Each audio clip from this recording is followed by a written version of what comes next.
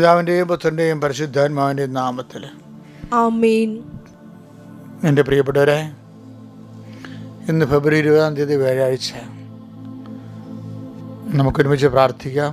അമ്മേ പരിശുദ്ധ അമ്മേ, അമ്മേ പരിശുദ്ധ ദേവമാതാവേ, ദൈവമാതാവേ, അന്ന് അങ്ങ് കൃപാസനത്തിൽ പ്രത്യക്ഷപ്പെട്ട് വരാൻ പോകുന്ന മഹാദുരന്തത്തിൽ നിന്ന് രക്ഷപ്പെടുവാനും എല്ലാവർക്കും വേണ്ടി പ്രാർത്ഥിക്കുവാനും ആവശ്യപ്പെട്ടിട്ട് 20 വർഷം കഴിഞ്ഞ ഈ വേളയിൽ കൃപാസനത്തിലൂടെ ഞങ്ങൾക്ക് ഈ ദേശത്തിന് അങ്ങ് മാധ്യസ്ഥം തേടി തന്ന എല്ലാ അനുഗ്രഹങ്ങളും കൃപകൾക്കും ഞങ്ങളിപ്പോൾ ഹൃദയം നിറഞ്ഞ നന്ദി പറയുന്നു. അമ്മേ പരിശുദ്ധമ്മേ, ജപമാല മാതാവേ, സകല കൃപാസന പ്രാർത്ഥനകളോടും ചേർത്ത് ഞങ്ങളിപ്പോൾ പ്രാർത്ഥിക്കുന്ന ഈ കുടുംബത്തിന്റെ പ്രത്യേക നിയോഗം മക്കളെ,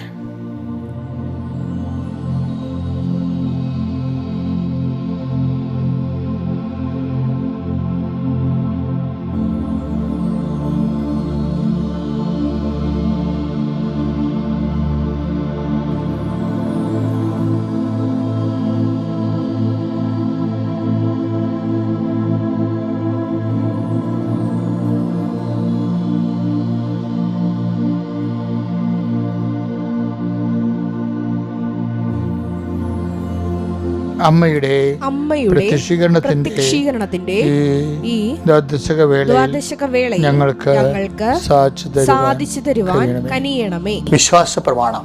സർവശക്തനായ പിതാവും ആകാശത്തിന്റെയും ഭൂമിയുടെയും സൃഷ്ടാവുമായ ദൈവത്തിൽ ഞാൻ വിശ്വസിക്കുന്നു.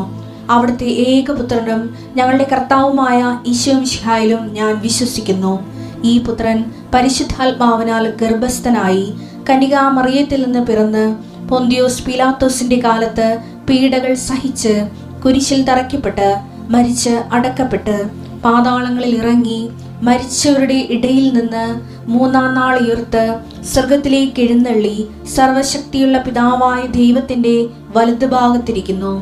അവിടെ നിന്ന് ജീവിക്കുന്നവരെയും മരിച്ചവരെയും വിധിക്കുവാൻ വരുമെന്നും ഞാൻ വിശ്വസിക്കുന്നു. പരിശുദ്ധാത്മാവിലും ഞാൻ വിശ്വസിക്കുന്നു. വിശുദ്ധ കത്തോലിക്കാ സഭയിലും പുണ്യവാന്മാരുടെ ഐക്യത്തിലും പാപങ്ങളുടെ മോചനത്തിലും ശരീരത്തിന്റെ ഉയർപ്പിലും നിത്യമായ ജീവിതത്തിലും ഞാൻ വിശ്വസിക്കുന്നു. ആമേൻ. സ്വർഗ്ഗസ്ഥനായ ഞങ്ങളുടെ പിതാവേ, അങ്ങയുടെ നാമം പൂജിതമാകണമേ. അങ്ങയുടെ രാജ്യം വരണമേ. അങ്ങയുടെ തിരുമനസ് സ്വർഗത്തിലെ പോലെ ഭൂമിയിലും ആകണമേ. അന്നു വേണ്ടുന്ന ആഹാരം ഇന്ന് ഞങ്ങൾക്ക് തരണമേ. ഞങ്ങളോട് തെറ്റ് ചെയ്യുന്നവരോട് ഞങ്ങൾ ക്ഷമിക്കുന്നത് പോലെ ഞങ്ങളുടെ തെറ്റുകൾ ഞങ്ങളോടും ക്ഷമിക്കണമേ. ഞങ്ങളെ പ്രലോഭനത്തിൽ ഉൾപ്പെടുത്തരുതേ, തിന്മയിൽ ഞങ്ങൾ രക്ഷിക്കണമേ. ആമേൻ. നന്മ നിറഞ്ഞ മറിയമേ, സ്വസ്തി. കർത്താവ് അങ്ങയുടെ കൂടെ സ്ത്രീകളിൽ അങ്ങ് അനുഗ്രഹിക്കപ്പെട്ടവളാകുന്നു. അങ്ങയുടെ ഉദരത്തിൻ ഫലമായി ഈശോ അനുഗ്രഹിക്കപ്പെട്ടവനാകുന്നു. പരിശുദ്ധ മറിയമേ, തമ്പുരാന്റെ അമ്മേ, പാപികളായ ഞങ്ങൾക്ക് വേണ്ടി ഇപ്പോഴും ഞങ്ങളുടെ മരണസമയത്തും തമ്പുരാനോട് അപേക്ഷിക്കണമേ. ആമേൻ. കർത്താവ് നിന്റെ ഉന്നതമായ നാമത്തിന് സ്വസ്ഥം ചെയ്യുന്നു. പരിശുദ്ധ കുഞ്ഞുങ്ങളെ കൂടെ നിർത്തണേ. കർത്താവ് നിന്റെ ഉന്നതമായ നാമത്തിന് സ്വസ്ഥം ചെയ്യുന്നു. കർത്താവ് നിന്റെ വിശുദ്ധ പൗരോഹിത്യത്തെ മഹത്വപ്പെടുത്തണമേ. കർത്താവ് സഭയിലുള്ള സാന്നിധ്യം പ്രകടമാക്കണമേ. 39 വർഷം ഞാൻ അർപ്പിച്ച കുർബാനയുടെ യോഗ്യതയാൽ കൃപാസ്ഥാനത്താറ് ജീവനോടെ പ്രത്യക്ഷപ്പെട്ട പരിശുദ്ധ അമ്മയുടെ മാധ്യസ്ഥത്തിൽ കൃപാസ്ഥാനത്തിനകത്തും പുറത്ത് നടന്ന 10,000-കണക്കിന് ആരാധനയുടെയും ധ്യാനത്തിൻ്റെ ശക്തിയാൽ പിതാവിൻ്റെയും പുത്രൻ്റെയും പരിശുദ്ധാത്മാവിൻ്റെ നാമത്തിൽ ഞാൻ നിങ്ങളെ ആശീർവദിക്കുന്ന നിങ്ങളുടെ സന്ധിബന്ധങ്ങളിൽ കർത്താവിൻ്റെ അടുത്ത് നിറയട്ടെ. മാംസപേശികളിൽ കർത്താവിൻ്റെ അടുത്ത് നിറയട്ടെ. എല്ലാ രോഗികളും കർത്താവിൻ്റെ നാമത്തിൽ വിടുതൽ പ്രാപിക്കട്ടെ. Lord Jesus Christ, pour out His Spirit, touch with the fire fingers, soak with the precious blood, Lord, and peace His Spirit, and with the authority of the Catholic Church, with the power of Jesus Christ, with the merit of some holy priesthood, I bless and hallelujah. എൻ്റെ കർത്താവിൻ്റെ ഉന്നതമായ നാമത്തെ സഭയുടെ അധികാരത്തിൽ കുരിശിൻ്റെ അടയാളത്തിൽ ദൈവശക്തിയാൽ ഞാൻ മക്കളെ ഈശോ നാമത്തെ ആശീർവദിക്കുന്നു. കർത്താവെ, സന്ധിബന്ധങ്ങളിൽ കർത്താവിൻ്റെ നിറയട്ടെ. കർത്താവെ, മാംസപേശികളിലെ കർത്താവിൻ്റെ നിറയട്ടെ. എല്ലാ രോഗികളും പീഡിതരും കിടപ്പ് രോഗികളും മനസ്സിടിഞ്ഞു പോയവരും ഹൃദയം തകർന്നു പോയവരുമേൽ കർത്താവിൻ്റെ തടയൽ കർത്താവിൻ്റെ വിശുദ്ധമായ രക്തം ഒഴുകട്ടെ കർത്താവെ. നീ മക്കളെ ആശീർവദിക്കണമേ. പരീക്ഷ കുഞ്ഞുങ്ങളെ പ്രത്യേകം നീ ഏറ്റെടുക്കണം കർത്താവെ. പഠിച്ചിട്ട് മനസ്സിലാകാത്ത കുഞ്ഞുങ്ങളോട് ചെയ്യേ, മനസ്സിൽ പതിഞ്ഞു നിൽക്കാൻ പറ്റാത്ത മനുഷ്യരുണ്ട് കർത്താവെ, അവരെല്ലാം ആശീർവദിക്കുന്ന കർത്താവെ. മനസ്സിൽ പതിഞ്ഞു നിൽക്കാത്ത കുഞ്ഞുങ്ങളെ, പഠിച്ചിട്ട് മനസ്സിലാകാത്ത കുഞ്ഞുങ്ങളെ നിൻ്റെ തിരുമുറിവാർന്ന മരുതുകരം അനുഗ്രഹത്തിൻ്റെ വലുത് അഭിഷേകക്കാരൻ കർത്താവെ, അങ്ങനെ മക്കളുടെ ശിരസിൽ വെക്കണമെന്ന് പ്രാർത്ഥിക്കും. ദൈവത്തിൻ്റെ കരുണ കർത്താവെ, നിൻ്റെ ഓരോ ഭവനത്തിലേക്ക് നീ കയറി ചെല്ലണമേ കർത്താവ്. ഈ പ്രാർത്ഥനയോടുകൂടി കർത്താവെ, ഇന്നലെ വഴക്കിട്ട് ഇറങ്ങിയവർ, സങ്കടപ്പെട്ട് ഇന്ന് രാവിലെ വീട്ടിൽ നിന്ന് ഇറങ്ങിപ്പോകുന്നവർ എല്ലാവരുടെയും കൂടെ കർത്താവിൻ്റെ ചൈതന്യം ഉണ്ടാകട്ടെ കർത്താവെ. പരസ്പരം വഴക്കിട്ടവർക്ക് പരസ്പരം നല്ല മാനസാന്തം നൽകി അവരെ ഐക്യപ്പെടുത്തണമേ. ഹൃദയത്തിൻ്റെ സ്നേഹത്താൽ പരിശുദ്ധ അമ്മയുടെ മാധ്യസ്ഥതയിൽ ദൈവസ്നേഹത്തിൽ അവർ നിറക്കണമേ എന്ന് പ്രാർത്ഥിക്കുന്നു.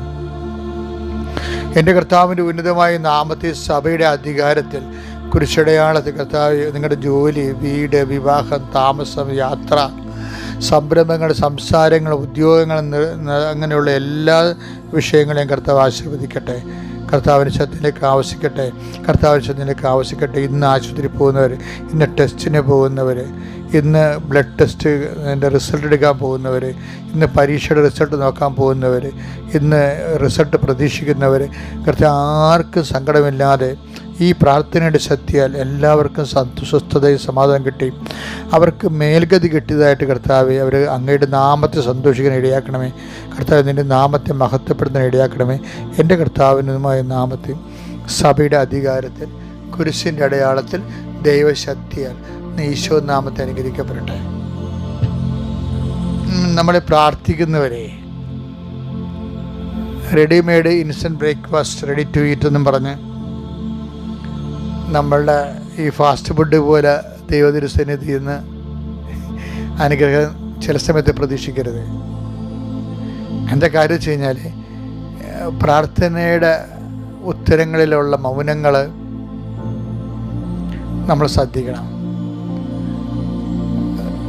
ചില പ്രാർത്ഥനകളുടെ ഇടയിൽ ഈശോ ഒരു മൗനം പാലിക്കണ കാണാം. ഈശോക്ക് പണ്ട് മുതലേ ഉള്ളൊരു വിഷയമാണ്.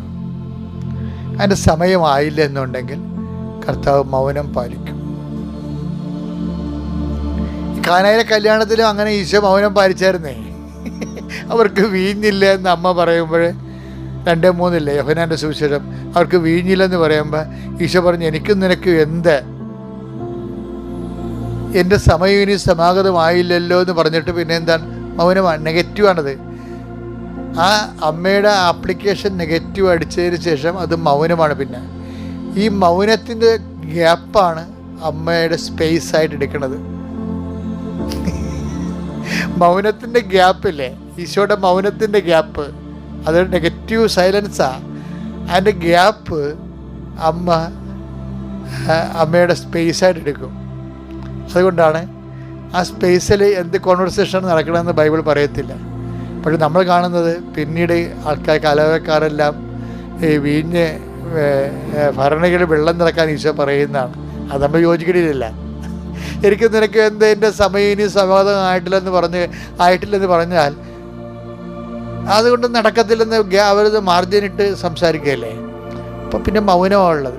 ഈ മൗനത്തിൻ്റെ ഇടയിലെ സ്പേസ് അമ്മയുടെ സ്പേസാണ്, അമ്മ ഇടപെടുന്ന സ്പേസാണ്. അമ്മയും അതിനോട് മൗനമായിട്ട് തന്നെ ആയിരിക്കും ഇടപെട്ടിട്ടുള്ളത്. ഒരു സൈലൻറ്റ് മീഡിയേഷൻ മറിയതിന് സാധ്യമാണ്. അമ്മയുടെ മൈൻഡ് റീഡ് ചെയ്തിട്ടാണ് ഈശോ ഇനി ഓപ്ഷൻ ഇല്ല എന്ന് മനസ്സിലാക്കുമ്പോഴാണ് ഭരണിയിൽ വെള്ളം നിറക്കാൻ പറയേണ്ടത്. അപ്പം ഈശോയുടെ സൈലൻസ് ഉണ്ട്, മാതാവിൻ്റെ സൈലൻസ് ഉണ്ട്. ഇത് നെഗറ്റീവ് സൈലൻസും ഉണ്ട്, പോസിറ്റീവ് സൈലൻസും ഉണ്ട്. ഇതെല്ലാം പോസിറ്റീവ് സൈലൻസാണ്. ആ ഒരു രോഗിയുണ്ടല്ലോ, ആരാണ്? മത്തായിയുടെ സുവിശേഷം 15:23 എന്നാൽ അവൻ ഒരു വാക്ക് പോലും ഉത്തരം പറഞ്ഞില്ല. മൗനം പാലിച്ച്. ആരാണ് ഈ സംഭവം അറിയാവാ? കാനങ്കാരി പിശാച് ബാധിച്ചെന്ന്, മകൾക്ക് പിശാച് ബാധിച്ചെന്ന് പറഞ്ഞ് യേശുവിൻ്റെ അടുത്ത് വരും. പക്ഷേ ഈശോ അതിന് ഒരു വാക്കും പറയുന്നില്ല. നമ്മൾ പ്രാർത്ഥിക്കുമ്പോൾ പക്ഷെ ഒരു സൈലൻസാണ്. ഇത് സൈലൻസ് ഓഫ് ജീസസ് ഭയങ്കരമാണ്. അതിന് ഒരു അർത്ഥങ്ങളൊക്കെ ഉണ്ട്, ചിലയിടത്ത് അർത്ഥങ്ങളുണ്ട്. എന്താണ് അർത്ഥം പറയണത്? ഇത് നിനക്കുള്ളതല്ലെന്നാണ് പറയണത്. ഇത് ഈ അനുഗ്രഹം നീ പ്രാപിക്കണമെങ്കിലേ കുറച്ച് സ്പിരിച്വൽ ഇൻഫ്രാസ്ട്രക്ചറൊക്കെ ഒന്ന് കറക്റ്റ് ചെയ്യേണ്ടി വരും. എന്താ കാര്യം? നിങ്ങൾക്ക് ഇതിൻ്റെ അകത്ത് ക്ലെയിം ഇല്ലെന്ന് പറയും. അപ്പം നിങ്ങളുടെ പ്രാർത്ഥനയ്ക്ക് ദൈവം മൗനമാനം പാലിക്കണമെങ്കിൽ അതിൻ്റെ അർത്ഥം നോ ക്ലെയിം എന്നാണ്. No claim please. അതിൻ്റെ കാരണം എന്താണ്? മക്കളുടെ അപ്പമാണെന്ന്. മക്കളുടെ അപ്പമാണ്, അതാണ് ക്ലെയിം. നിങ്ങൾക്കുള്ളതല്ല എന്ന് വെച്ച് കഴിഞ്ഞാൽ മക്കളാരാണ്? മക്കൾ വിശ്വാസികളല്ലേ. അപ്പോൾ അവൾ വിശ്വാസികളല്ലെന്നല്ല പറഞ്ഞത്. കർത്താവിന് അവളിൽ പിശാചിനെ പുറത്താക്കാൻ ആവശ്യമായ ഒരു വിശ്വാസത്തിൻ്റെ അത്രയും അവൾക്ക് അനുഗ്രഹം വാങ്ങൽ ശേഷിയില്ല. അത്രയും അവൾ വളർന്നിട്ടില്ല. ചുമ്മാ കാഷ്വലായിട്ട് ആരൊക്കെ പറഞ്ഞ് സുഖപ്പെട്ട് കാനായി വെള്ളം വീഞ്ഞാക്കിയതൊക്കെ കേട്ടപ്പോൾ പാവപ്പെട്ടവൾ പടച്ചലി വന്നതാണ്. പക്ഷേ ആസ്തി കൊടുക്കാനുള്ള ആസ്തിയില്ല. നിങ്ങളുടെ കൈവശം എത്ര അപ്പം ഉണ്ടെന്നൊക്കെ ഈശോ ചോദിക്കണില്ലേ? ഇപ്പം കൈവശമുള്ളത് പ്രധാനപ്പെട്ടതാണ്. അപ്പമില്ലെങ്കിലും വിശ്വാസം വേണ്ടേ? ഇതിന് പറ്റിയ വിശ്വാസമുണ്ട്. തക്ക വിശ്വാസമൊന്നും ബൈബിളിലുണ്ട്. തക്ക വിശ്വാസം, സുഖം പ്രാപിക്കാൻ തക്ക വിശ്വാസം ഉണ്ടെന്ന് കണ്ട് മുടന്തനോട് എഴുന്നേറ്റ് മധ്യത്തിൽ നിൽക്കാൻ പറയുന്നുണ്ട്. അപ്പോസ്തല പ്രവർത്തനം 14 അധ്യായം 8-ാമത്തെ വാക്യം 9-ാമത്തെ വാക്യം. കാലുകൾക്ക് സ്വാധീനമില്ലാത്ത ഒരുവൻ, കാലുകൾക്ക് സ്വാധീനമില്ലാത്ത ഒരുവൻ ലിസ്ത്രായിൽ ഉണ്ടായിരുന്നു. ജന്മനാ മുടന്തനായിരുന്ന അവന് ഒരിക്കലും നടക്കാൻ കഴിഞ്ഞിരുന്നില്ല. പൗലോസ് പ്രസംഗിക്കുന്നത് അവൻ കേട്ടു. പൗലോസ് അവനെ സൂക്ഷിച്ചു നോക്കി. സൗഖ്യം പ്രാപിക്കാൻ തക്ക വിശ്വാസം. അതാണ് സംഭവം. സൗഖ്യം പ്രാപിക്കാൻ തക്ക വിശ്വാസം. വിശ്വാസം ഒന്നല്ല അവിടെ പറയണത്, തക്ക വിശ്വാസം. അവനുണ്ടെന്ന് കണ്ട് പൗലോസ് ഉച്ചത്തിൽ പറഞ്ഞു, എഴുന്നേറ്റ് കാലുറപ്പിച്ചു നിൽക്കുക. അവൻ ചാടി എഴുന്നേറ്റ് നടന്നു. ഇതാണ് സംഭവം. ഇവിടുത്തെ വിഷയം എന്ന് പറയുന്നത്, ഇപ്പൊ ഈ കാനങ്കാരിക്ക് സംഭവിച്ചിരിക്കുന്നത്, അവള് കർത്താവിന്റെ പിന്നാലെ വരുന്നുണ്ടെങ്കിൽ അവൾക്ക് അവളുടെ ആ ഒരു വിഷയത്തിന് തക്ക വിശ്വാസം അവളുടെ കയ്യിലില്ല. ആ വിശ്വാസം ജനറേറ്റ് ചെയ്യാൻ വേണ്ടി കർത്താവ് അവളെ പ്രകോപിപ്പിക്കുന്നുണ്ട്. എന്താണ് പറയണത്? മക്കളുടെ അപ്പം എടുത്ത് പട്ടികൾക്ക് കൊടുത്ത് വിഹിതമല്ല. അത് യഹൂദന്മാരുടെ അന്നത്തെ കാഴ്ചപ്പാട് ഈശോ പറയണത്, ഈശോ കാഴ്ചപ്പാടല്ലത്. പക്ഷേ അവൾ അതിനെ റെസ്പോണ്ട് ചെയ്യണത് ഭയങ്കരമാണ്. കർത്താവേ അത് ശരിയാണെന്ന്, അവൾ തെറ്റാണെന്നല്ല പറഞ്ഞു, അത് ശരിയാണ്. എന്നാൽ അവൾ പറയുന്ന ഒരു ചെക്ക് വെക്കുന്നുണ്ട്. എന്താണ്? പട്ടികളും നായ്ക്കളും യജമാനന്മാരുടെ മേശയിൽ നിന്ന് വീഴുന്ന അപ്പക്കഷ്ണങ്ങൾ തിന്നാറുണ്ടല്ലോ. അപ്പോഴാണ് ഈശോ പറയണത്, woman your faith is great. അപ്പോഴാണ് തക്ക വിശ്വാസം ഉണ്ടായത്. എളിമയോടെ വിശ്വാസം ഏറ്റുപറയണം ദൈവത്തെ. അപ്പം അതുകൊണ്ടാണ് പല കാര്യങ്ങളും മൗനം വരണ കാര്യം. അതാണ് കർത്താവ് മൗനമായിരിക്കുന്നതിൻ്റെ കാര്യം. ഇപ്പോൾ പറഞ്ഞിട്ടുണ്ടല്ലോ, കർത്താവ് മൗനം, അവളോട് ആദ്യം മൗനമായിട്ട്. അപ്പം മൗനമാണെന്ന് പറയുമ്പോൾ നിങ്ങൾ ചില പ്രാർത്ഥനകൾക്കും കർത്താവ് മൗനമായി കാട്ടിട്ട് മാസങ്ങളായി കാണും. അതിൻ്റെ കാര്യം നിങ്ങളുടെ വിശ്വാസം തക്ക വിശ്വാസം ഇല്ലാത്തതുകൊണ്ടാണ്. തക്ക വിശ്വാസമാണെങ്കിൽ അതിൻ്റെ അകത്ത് നമുക്ക് നല്ല മുതൽമുടക്കുണ്ടാകും. പെയിൻഫുള്ളായിട്ടൊക്കെ കർത്താവിൻ്റെ കാര്യങ്ങൾ നമ്മൾ ചെയ്യേണ്ടി വരും. സുവിശേഷമൊക്കെ മറ്റുള്ളവരുടെ മുമ്പിൽ പ്രഖ്യാപിക്കേണ്ടി വരും. ദൈവത്തിന് പ്രയോജനമുള്ള വ്യക്തികളായി മാറേണ്ടി വരും. അതായത് ദൈവഹിതമനുസരിച്ച് പ്രവർത്തിക്കുന്നവരാകാൻ ഞങ്ങൾ എന്ത് ചെയ്യണമെന്ന് ചോദ്യമുണ്ട് ബൈബിളിൽ. യോഹന്നാൻ 6:28 ആണ്. അപ്പോൾ അവർ ചോദിച്ചു, ദൈവഹിതമനുസരിച്ച് പ്രവർത്തിക്കുന്നവരാകാൻ ഞങ്ങൾ എന്ത് ചെയ്യണം? യേശു മറുപടി പറഞ്ഞു, ഇതാണ് ദൈവഹിതമനുസരിച്ചുള്ള പ്രവർത്തനം. അവിടുന്ന് അയച്ചവനിൽ വിശ്വസിക്കുക. എങ്ങനെയെങ്കിലും വിശ്വസിച്ചാൽ പോരാ, ആരെങ്കിലും വിശ്വസിച്ചാൽ പറ്റത്തില്ല. അവിടുന്ന് അയച്ചവനിൽ തന്നെ വിശ്വസിക്കണം. വിശ്വാസത്തിൽ തന്നെ തക്ക വിശ്വാസം ഉണ്ടാകണം. യേശുക്രിസ്തുവിലുള്ള നമ്മുടെ തക്ക വിശ്വാസം. എന്തെങ്കിലും ജീവിതത്തിൻ്റെ ഒരു വിധി വൈപരീത്യങ്ങൾ വരുമ്പോൾ എന്നാൽ കിടക്കുന്ന ചട്ടിങ്കലോ എന്നും പറഞ്ഞുകൊണ്ട് പോകരുത്. കർത്താവ് തന്നെ അവരെ പ്രകോപിപ്പിക്കാൻ, നായ്ക്കളുടെ അപ്പം എടുത്ത് പട്ടികൾ കൊടുക്കുക എന്ന് പറയുമ്പോൾ എന്നാൽ നിങ്ങൾ പോയി വെട്ടിപ്പിടുക്കത്തിനെന്ന് പറഞ്ഞാൽ അവർ വേണേൽ പോകാം, പ്രകോപിപ്പിച്ച് പോകാം. അവർക്ക് തക്ക വിശ്വാസം ഇല്ലാന്നുണ്ടെങ്കിൽ അവർ പോകും. അങ്ങനെയുള്ള കളയാൻ വേണ്ടി തന്നെയാണ് ചിലപ്പോൾ മൗനം പാലിക്കണ കർത്താവ്. എപ്പോഴും നമ്മൾ ശ്രദ്ധിക്കണം. അപ്പം നമ്മളുടെ നിലപാട് കറക്റ്റ് ചെയ്യണം. അതായത് ഞാനൊരു ആവശ്യത്തിൻ്റെ പേരിൽ വന്നതല്ല, ഞാൻ അങ്ങനെ വിശ്വസിക്കുന്നത് കൊണ്ട് വന്നതാണ്. നമ്മൾക്ക് പലപ്പോഴും വരുന്നത് നമ്മുടെ അക്കൗണ്ടിലാണ് നമ്മൾ ദൈവത്തെ സമീപിക്കുന്നത്. നമ്മുടെ ഒരു ആവശ്യത്തിൻ്റെ പേരിൽ പരീക്ഷ ജയിക്കാൻ വേണ്ടി എന്നല്ല. ആ പ്രാധാന്യം പരീക്ഷയ്ക്കും വിഷയത്തിനുമല്ല. അങ്ങേ ഞാൻ വിശ്വസിക്കുന്ന കൊണ്ട്, അങ്ങേ ഞാൻ സ്നേഹിക്കുന്നത് കൊണ്ട് ഞാൻ ഈ വിഷയം അങ്ങേ സമർപ്പിക്കുന്നു.